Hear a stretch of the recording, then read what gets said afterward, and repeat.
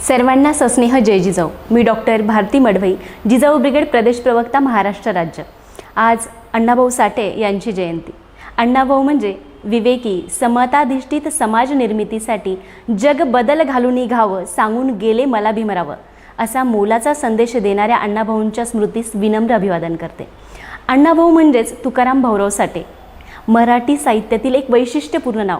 अस्सल मराठी मातीचा, मराठी मनाचा रंगगंध घेऊन प्रचंड तळमळीनं सर्वसामान्यांच्या जीवनावर लेखन करणारे आणि त्यांच्या लेखनातून मग शोषितांचं जगणं असेल, त्यातील दाहकता असेल, उपेक्षितांच्या वेदना असेल, असा हा विद्रोहात्मक संघर्ष ही विषमतेनं ग्रस्त असणाऱ्यांना जीवन बदलण्याची प्रेरणा देते।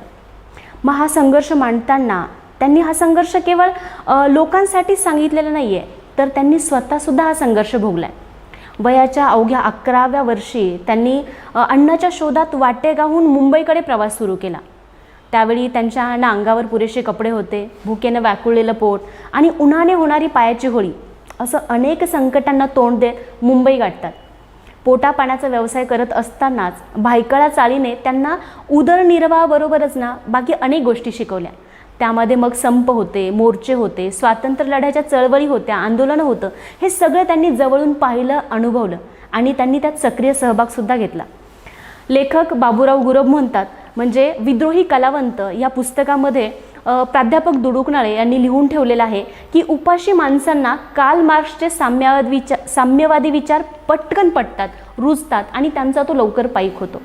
आणि अण्णाभाऊ तर अगदी त्याचं खरं जर पाहिलं तर त्यांच्या पद्धतीनं अण्णाभाऊंनी विषमतेचे चटके पचवलेले होतं। म्हणून हा संवेदनशील कलावंत अण्णाभाऊ साठे हे कम्युनिस्ट विचाराने प्रेरित झाले आणि मग समाजाचे प्रश्नसुद्धा त्यांना भेडसावू लागले। आता अडचण येत होती, समाजाचे प्रश्न तर कळत होते, पण त्यांना तोंड द्यायचं म्हणजे लिहिता वाचता येणं गरजेचं आहे। मग शिक्षणाची भूकही त्यांना स्वस्थ बसू देत नव्हते। आता अण्णाभाऊंबद्दल सांगितलं तर अनेक जण म्हणतात की फक्त 1.5 दिवस शिकले, फक्त 1.5 दिवस शिकले आणि साहित्यिक झाले। 1.5 दिवस शिकून साहित्यिक होणं एवढं सोपं नव्हतं। त्यांची शिकण्याची भूक त्यांना मित्राकडनं लिहिणं वाचणं शिकण्यास प्रवृत्त करते आणि मुक्त शिक्षण घेणारा पहिला साहित्यिक म्हणून अण्णाभाऊ साठे उदयास येतात। एवढंच कशाला, तर पुढे समाजाचे पडलेले प्रश्न ते पुस्तकांमध्ये शोधू लागतात आणि आपल्या घरी एक छोटं ग्रंथालयसुद्धा ते उभारतात। मराठी भाषेमध्ये पहिलं म्हणजे खरं सांगायचं तर मुक्त विद्यापीठातून पदवीधर झालेला आणि मुक्त विद्यापीठाची पदवी घेऊन साहित्यिक झालेला पहिला साहित्यिक म्हणजे अण्णाभाऊ साठे। आता त्यांच्या साहित्याबद्दल सांगायचं तर 35 कादंबऱ्या त्यांनी लिहिल्या आणि त्यापैकी 27 कादंबऱ्याचं परकीय भाषेमध्ये अनुवाद झालेला आहे। 11 कथासंग्रह त्यांनी लिहिले, 14 लोकनाट्य लिहिलं, त्यात 2 नाटकसुद्धा त्यांनी लिहिले आणि 7 चित्रपटांचं कथालेखन त्यांनी केलं आणि त्या सर्वच्या सर्व चित्रपट गाजले सुद्धा। त्यापैकी 3 चित्रपट, त्यातील एक वैजंता हा चित्रपट 61 ते 62 दरम्यान उत्कृष्ट मराठी चित्रपट म्हणून राष्ट्रीय पारितोषिक मिळाला। त्यानंतर 70 ते 71च्या दशकामध्ये वारणेचा वाघ हा चित्रपटसुद्धा तुम्हाला माहीत असेल, राष्ट्रीय पारितोषिक त्याला मिळालं। त्यानंतर 3रा चित्रपट अशी सातारीची तऱ्हा, याला सुद्धा उत्कृष्ट चित्रपट म्हणून पारितोषिक मिळालं। उत्कृष्ट चित्रपट म्हणून पारितोषिक मिळणं साधी सोपी गोष्ट नाही आहे, पण लेखकाने त्याच्या लिखाणाने सर्वसामान्यांच्या हृदयावर त्या ठिकाणी राज्य केलं होतं। आता त्याच्यानंतर पुढे जर गेलं तर कामगारांच्या प्रबोधनासाठी लाल बावटा कलापथक त्यांनी काढलं।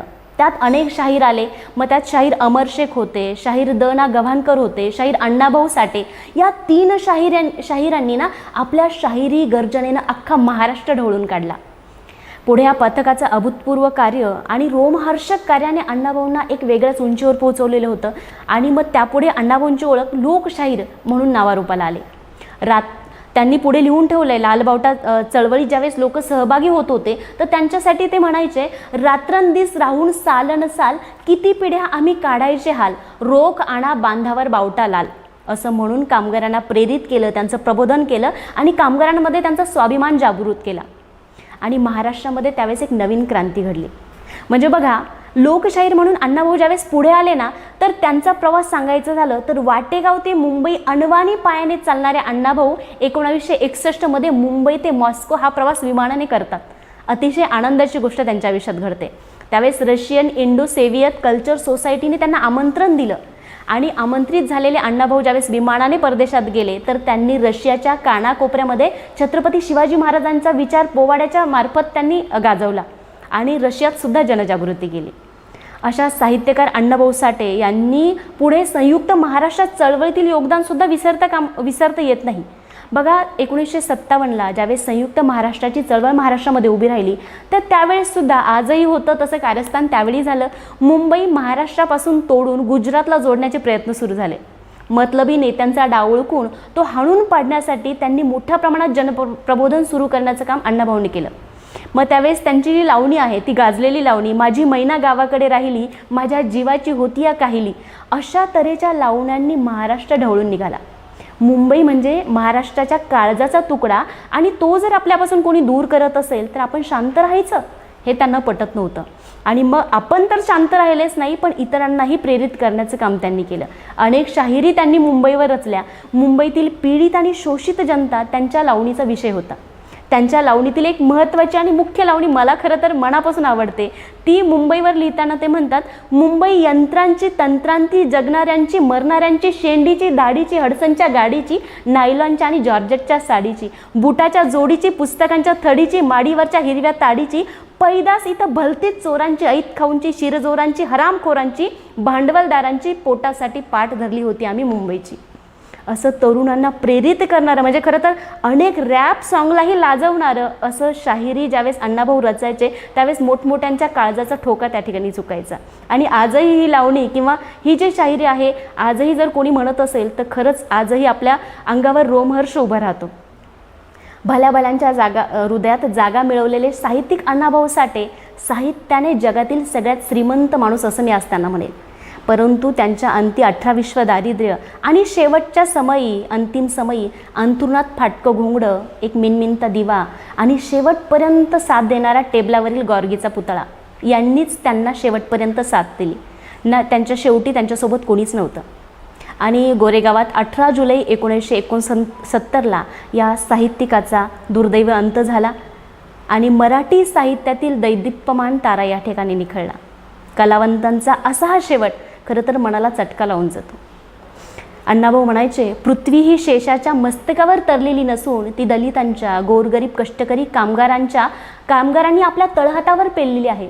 हीच माणसं खरं तर वास्तव आहे, हीच माणसं खरी जिवंत आहे. आणि अण्णाभाऊंची ही नवीन दृष्टी, आजही त्यांचा हा विचार, त्यांची ही दृष्टी आपल्याला बरंच काही सांगून जाते. त्यांच्या विचारांवर चालताना त्यांचं साहित्य आणि त्यांचा विचार जिवंत ठेवणं ही खऱ्या अर्थानं त्यांना खरी श्रद्धांजली ठरेल आणि हीच खऱ्या अर्थानं त्यांच्या जयंतीनिमित्ताने त्यांना वाहिलेली खरी श्रद्धांजली ठरेल.